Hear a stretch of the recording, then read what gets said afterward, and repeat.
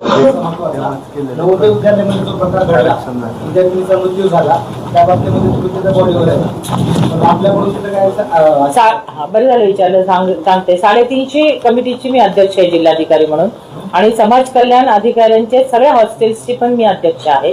जिल्हाधिकारी हे पद सर्व जिल्ह्यामधल्या सगळ्या विभागांचे संयुक्त अध्यक्ष किंवा सहअध्यक्ष म्हणून कार्यरत असतात.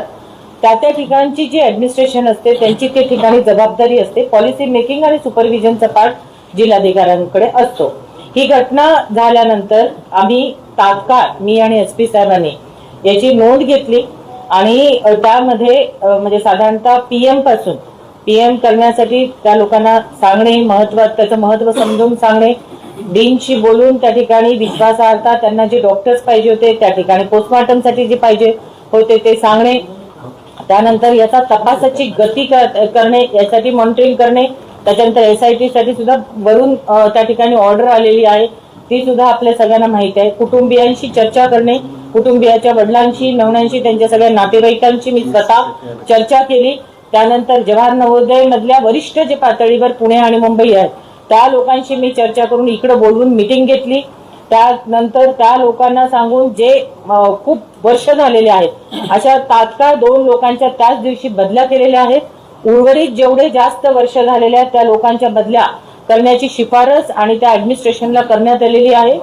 त्या नवोदय विद्यालयामध्ये आम्ही पोलीस, महसूल, समाज कल्याण अशी एक पूर्ण सार्वत्रिक म्हणजे मोठी मीटिंग घेऊन पालकांशी, त्यातल्या जेवढे 373 का त्याचे ज्या दिवशी आले होते पालक, त्या सगळ्या पालकांशी आम्ही स्वतः संवाद साधलेला आहे.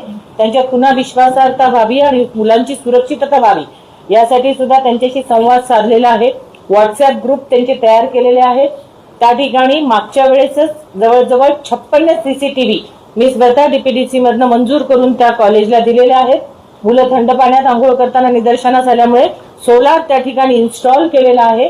त्यावेळेस काउन्सिलर्स त्यांना आवडत नाहीत आणि ते काउन्सिलिंग वाले चांगले नाहीत हे त्यांनी सांगितल्यावर दोन्ही काउन्सिलिंगचे पद रद्द करून नवीन काउन्सिलर त्या ठिकाणी नेमलेले आहेत. अशा घटनांची पुनरावृत्ती होणार नाही किंवा त्या ठिकाणी अजून काही घटना आहेत का याचा बारकाईने तपास करून मूळ रूट्सवर जाण्याच्या सूचना या SP साहेबांनी ऑलरेडी यंत्रणेला दिलेल्या आहेत.